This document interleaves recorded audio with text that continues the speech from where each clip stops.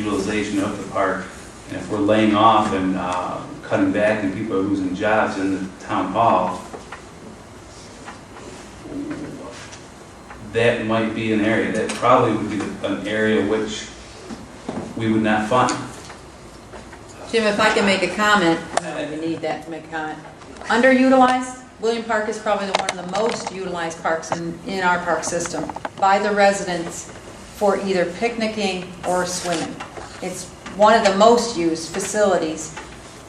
It was cut from the budget. It was originally put in by me. It was cut from the budget by the board. All along I've said it's important to have. Of course.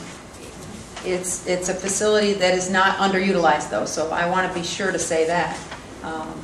Also, Jody. And I knew you were looking into other facilities, you were prepared and looking at other pools only to offer a learn to swim program, not to offer a beach program per se, but I was away and the money. Was there not revenue that comes from that as well for the pavilion, and we were losing? It's a small amount of money, but yes, we do get a revenue offsetting that, but it's minimal. But still, we were losing.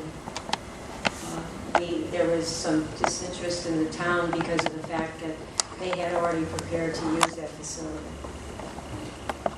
And I understand it's important, Jody. I'm just saying that all along it's... I don't think that the public has been made aware that it's closed. It has yet to hit the newspaper anywhere to say that this beach is not going to be open and we're not going to offer learn to swim. I was away, I wasn't here for the last budget workshop. It's back in. I mean, I support having it in there. I was going along with the attitude that all department heads had to give back, and it was tight and it was tough. Well, I think it's loosened up quite a bit from when it was tight and tough, and it's back in. I guess that's all I have to say. And obviously you want it back in. I wouldn't expect otherwise, of course. But when we're laying people off or people are losing jobs, I think that was originally proposed by the supervisor, and I think the board agreed with that. So. Any other comments? Discussion? I have a few other comments. Oh. Well, we do have a big county park that's about 6 miles away, which is different, which, as far as I'm concerned, let the county pay for it. They've taken enough away from us now. Part of that is we have to keep the park open. It's only the beach portion of it that we were closing.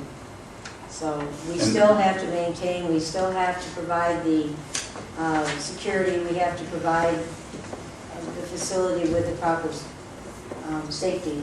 So the only portion of it that we were shutting down was The beach itself, not the park. And that's a free park.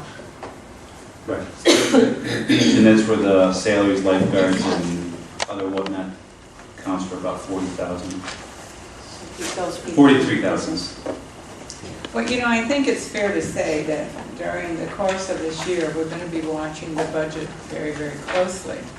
You know, and if it looks like we won't be able to fund William Beach, you know, then we'll have to make that tough decision at that time.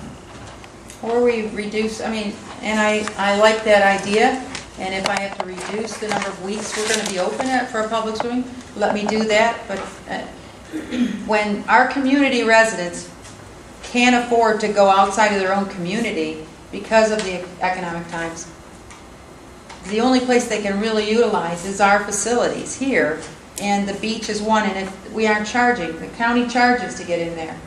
You know, and we have people that are there every day of the week out there. We saw an increased use of pavilions, and we've seen an increased use of the swimming facility. It's your residents. It's not outside of this community coming to that small beach that's 3 to 4 feet of water. It's your community using it. So. Is that gazebo still going in? Pardon me? The gazebo or? Yes. Because, that's a spring. Yeah, once that's in, I think you're going to see people, you know, wedding parties, things like that, that might generate more as well. Well, we had 7 weddings out there last year because people can't afford to have a wedding at any one of these places, and they came to William Park to do it. The gazebo project's the spring of 11.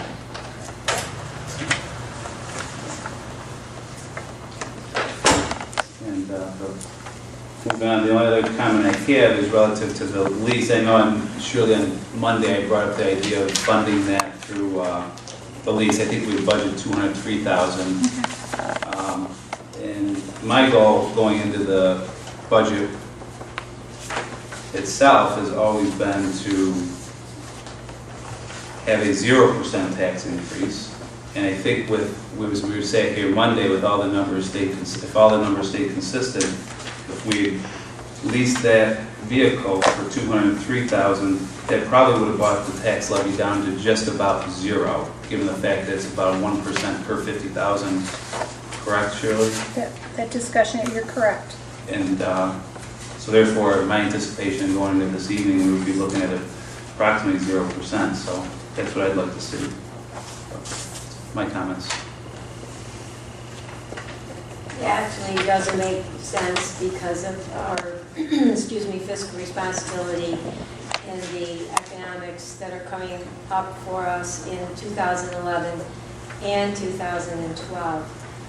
By raising the tax levy by a minimum $1 or $2 per month in order to sustain our budget and our economic fiscal responsibility, I don't believe that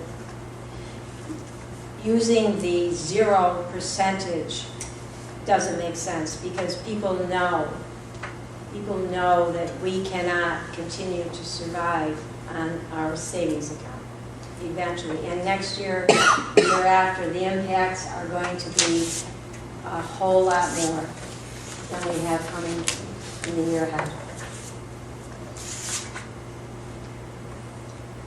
Any other comments? Just to say that, I understand Sharon's concern and Jim's comments, and I think, that we're trying to balance services like the beach, to the facility, and asking department heads, to work smarter, more efficiently. While, I'm prepared to adopt this budget, I just want to emphasize that we'll be monitoring expenditures very closely, and, we'll make modifications throughout the year as necessary. So if Sharon does need more time, because of her needs, high utilization in office, then, we'll have to make accommodation to that. But I think that, we're trying to be as fiscally responsible as possible. That's true. The only problem with that is when you don't budget for it, then if it's not budgeted for, then it becomes problematic and amendments have to be made and things of that nature. So I think that's why Sharon wanted the monies in there secured for those hours. It has never been a problem in this town to make budget amendments and modifications. They happen routinely, almost universally at town board meetings. So I don't see that as an obstacle at all. Anything else? Call the roll, please. Mr. Conway? Yes. Mr. Corl? No. Mr. Jennings? Yes. Ms. Zambrano? Yes. Ms. Boyke? Yes. Thank you. We have one other item that I'd just like to bring up. It was dropped off or faxed over this to my office in regards to the Altman Enterprise Waste Management, and they had sent this letter asking or suggesting that they would extend 2 weeks on to our pickup for our leaves and brush, mainly because obviously the leaves are falling much later in our season. But they are requesting that to extend their contract off into 2012 and at no additional cost for these 2 weeks. That would be one on the west and one on the east side. But we have already made arrangements through our own town highway department, and everything is set up and we are all good to go. So, and the fact that we will be renegotiating this contract next year, so I personally don't see the purpose of It's no good for Accepting. this year. no no, good for this year. it's too late. We already have, the word is out and everyone's being notified, and the town will be picking up the last week of November, and they will make a clean sweep and pick it up. So we're covered, and it's a $10,000 savings of what they originally wanted to charge of $15,000 when they first proposed this to us. Because I did ask them, and they said 15,000 they would do it, so now it's nothing. So we're covered. Any discussion on that? I would like to ask one question, as long as we're here. How do we get the traffic fine money that when we pushed all this out for a suburban town, that we were gonna get 140 or 150,000 a year, and I preached that it would probably be closer to 40, and we've only got like 10? What is the secret of? I don't know what the exact number is, Vern. I know the secret is how the ticket is written. It has to be written under our local law.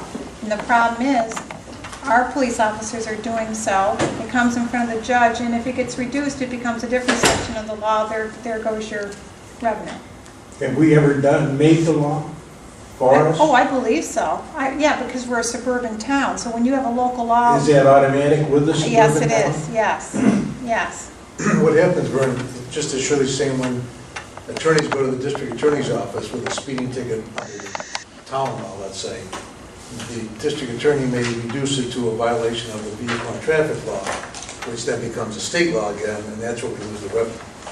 If they could reduce it to another town non-point violation, then the money would come back to the town. In other words, we're not going to get any more than what we're getting. But I don't know if in our local law whether we have a section of the law that is equivalent to a noisy muffler, let's say.